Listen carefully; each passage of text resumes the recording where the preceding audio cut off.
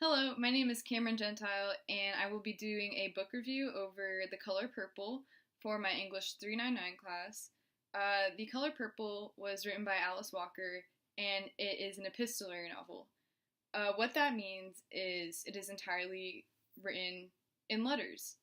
And the reason Alice Walker does this is because the main character, Celie, really has no real voice in society, and she addresses all of her letters to God, and this is her way of sharing her story.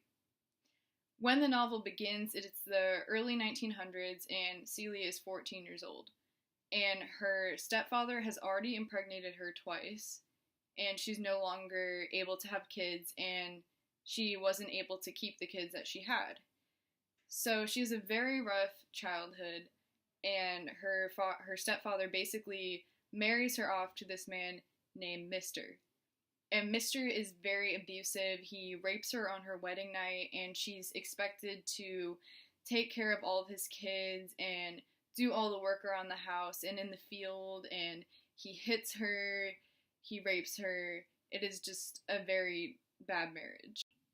So there are many strong female characters throughout the course of the novel that help Celie gain strength and find her voice. And one of these characters is Shug Avery. And Celie has basically idolized Shug ever since she saw a picture of her fall out of Mister's wallet. And Shug becomes very ill and comes to live with Mister and Celie.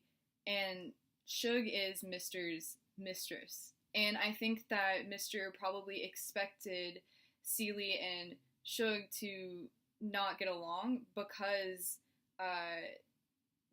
his mistress and his wife are living in the same house. But they actually form a very deep friendship, which turns into a sexual relationship. And Shug is able to teach Celie that sex does not need to be shameful, and sex is something that should be pleasurable, which is something that she has had no example of throughout her life. She has only been raped by her stepfather and raped by her husband. So something else that Shug is able to do for Celie is help her find her religion.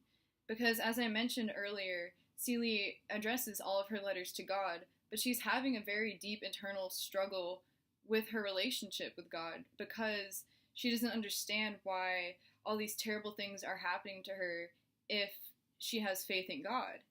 And what Shug is able to teach Celie is that God does not have to be a white man with long hair and sandals.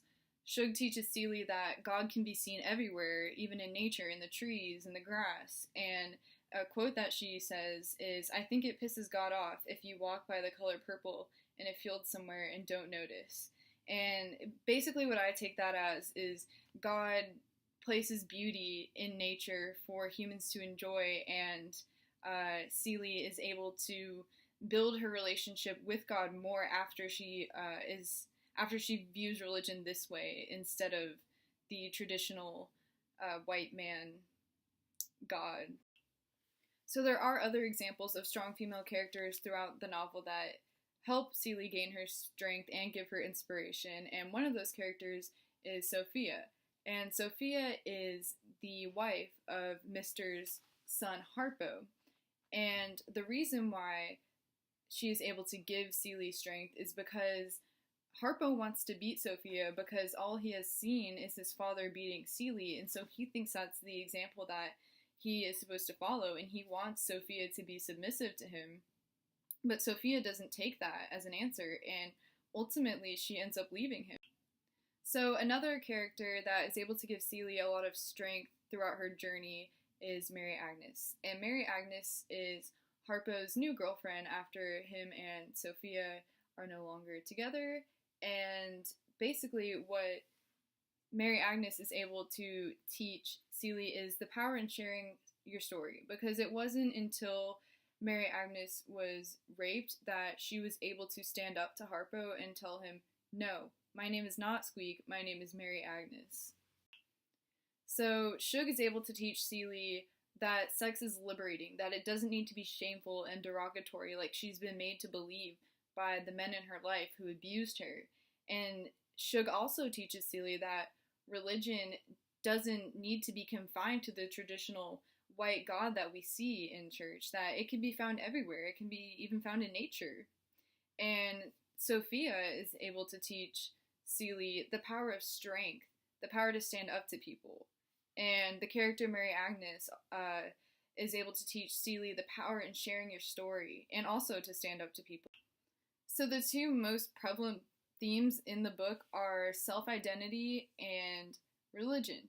And the two go hand in hand because throughout the whole course of the novel, Celie is struggling to find herself and find her voice because of all the people that have oppressed her in the past. And once she's able to see religion in this new light, to be able to find religion in nature, she is able to find herself more.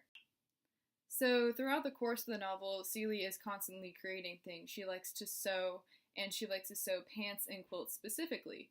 And the way I see this is, instead of Celie bottling up all that negative energy and carrying it around with her, she channels it into something more creative. And the more she sews, the more strength she's gaining, and the more she's able to discover herself. So with all that being said, I loved The Color Purple. It is by far my most favorite thing I've been assigned to read, and I think it partly is because of how fast-paced the novel feels. Because it's an epistolary novel, it feels like you're just reading someone's diary. You're reading Celie's letters to God and back and forth between her and her sister Nettie. Through this novel, we're able to see the journey of a woman's life over like 30 to 40 years, and it is incredible the journey that she goes on. She goes from being this woman with no voice, no role in society. All she does is cook and clean and do whatever the men in her life tell her, and then she meets all these inspirational women along the way that give her the strength to be the woman that she's always wanted to be. So I would 100% recommend this book to anyone that hasn't read it, because I think that everyone can take something from this novel. We have all felt like we don't have a voice, or like we don't matter, or like we're insignificant at some point in our lives. And Celie was taught to stay silent her whole life and lived a life of abuse and oppression. But she was able to find her voice and find ways to overcome all of the struggles in her life. And no matter the struggles that you face, you will be able to overcome it. And I think that is a very powerful message.